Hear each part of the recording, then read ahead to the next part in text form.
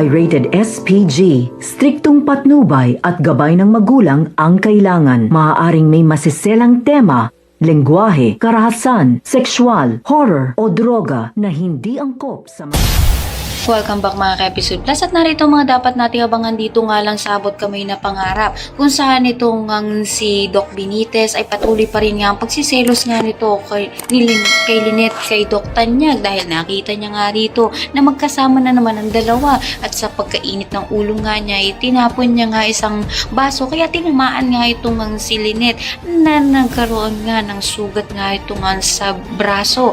Dito naman nga dadalawin nga ni Annalyn ang kanyang ina. Kaya naman magugulat nga siya nang hahawakan niya nga ito sa braso ay bigla na nga lang umilag ito nga si Lynette dahil na rin sa kanyang galo sa kanyang braso. Kaya natanong nga nito ni Annalyn kung anong nga pang ginagawa sa kanya ito ni Doc Benitez at masama na nga ang kutob nga niya rito. Sa kabilang banda naman nga patuloy pa rin nga ang maitim na balak nga na mag-ama na si Justine at ni Eric upang sa gayon mapabagsak na nga ng tuluyan ang Apex pati na nga rin itong si Giselle.